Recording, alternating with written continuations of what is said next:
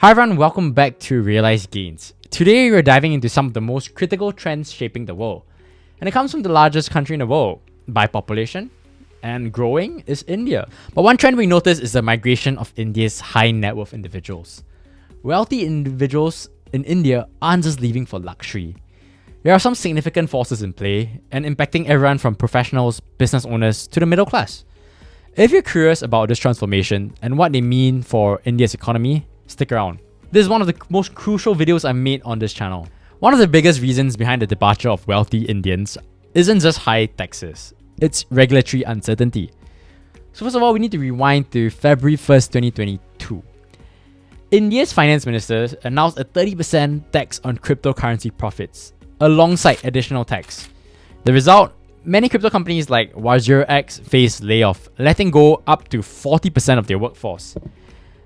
Meanwhile, countries like the UAE create a favorable regulatory environment for crypto, making it a prime example of regulatory arbitrage, where a stable regulatory environment attracts businesses, and they move from countries that don't understand it to companies that just get it, driving more Indian talent and companies abroad, which is why you see this whole burgeoning trend that there's Indians in London, in Canada, in the US. They're basically skilled labor going everywhere across the world. The first trend we gotta know is millionaire migration. So Henley data ranks India second globally for millionaire migration, right behind China. Of course, China tries to stem this outflow by stopping money from flowing outwards, but you can't really stop this whole mass exodus in India. It's just way too many people. In 2023, around 75,000 millionaires left India, which speaks volumes about the country's wealth retention struggles. This millionaire migration doesn't just affect the wealthy. When the tax-paying affluent leave, the burden often shifts, potentially impacting infrastructure, public services, and subsidies. So why exactly are millionaires moving abroad? Reason number 2, high taxes. Taxes are a huge factor here. India's tax rates are high, while countries like the UAE and Singapore offer tax-friendly environment. In Singapore, we have no capital gains tax, we don't have much income tax, we just basically don't tax our foreigners here. Which is why over 8,000 Indian companies have registered in Singapore in the past 20 years. So maybe if you're in Singapore, you might be wanting to learn Hindi soon. It would help with business. Many Indian business tycoons like Anil Agarwal of Vedanta Group and crypto founders now reside in tax-friendly cities abroad, creating a trend where the wealthy prefer to earn in India but live elsewhere. Wealthy individuals also cite quality of life as a reason for living. Delhi, for example, suffers from severe pollution, making it unlivable for many families and people wanting to start a family. India ranks poorly in international indices related to environment, happiness, and even hunger, underscoring why some prefer a cleaner, safer lifestyle abroad.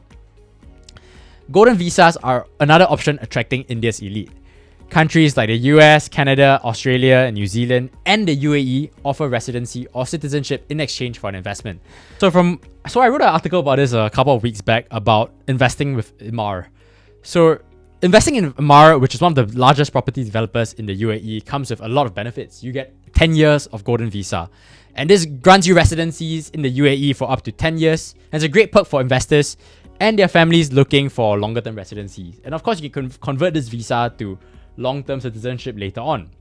So this isn't just about luxury, it's about flexibility and security and an increasingly uncertain economic environment. VUCA. Volatility, uncertainty, complexity, and ambiguity. The next thing you need to know is that there is another trend where it divides millionaires by influence. In India, there's a notable divide between millionaires.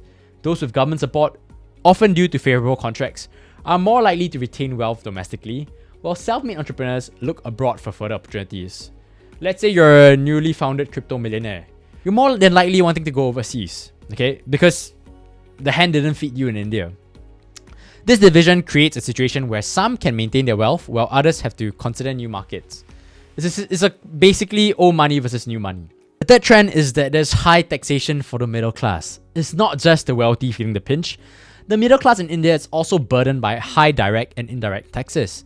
Unlike billionaires that are taxed on profits, salaried individuals are taxed on revenue, making it tough to grow wealth.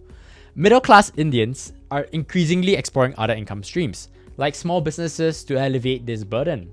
The fourth trend would be the shrinking middle class. High taxes and inflation are eroding India's middle class, with many facing a choice: move up economically, or fall into lower income brackets. Somewhat like a caste system, but modern day. Rising unemployment amplifies this issue, with major implications for India's long-term economic stability. The fifth trend is extreme capitalism. India is moving now towards a form of capitalism where wealth concentrates in a few hands, often due to government contracts and debt-driven growth. Unlike the innovation-led growth of companies like Meta or Amazon, many Indian conglomerates gain from favorable contracts, leading to limited competition and creating unbalanced economic landscapes with monopolies, oligopolies jumping out of nowhere. Trend number 6 would be the inflation and currency devaluation adding further strain.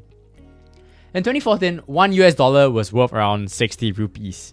Today, it's closer to 83.5. And why is this the case?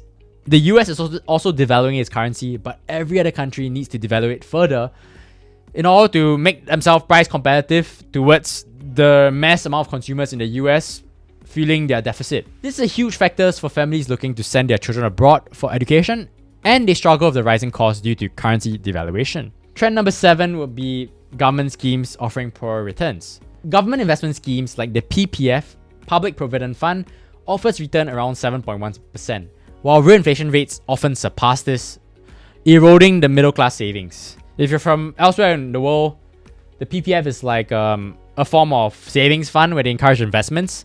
So in the US, you have your 401k that also invests in the S&P. If you're in Singapore, it's your CPF and your Temasek holdings. If you're in Malaysia, it's your Employment Provident Fund. If you're in Australia, it's superannuation, so on and so forth. But every country tends to do the same thing. India just has it slightly worse.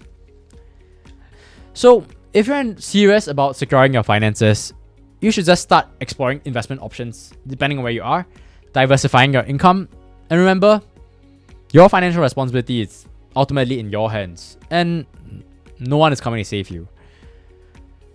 If you like this sort of content, do remember to like, share, and subscribe.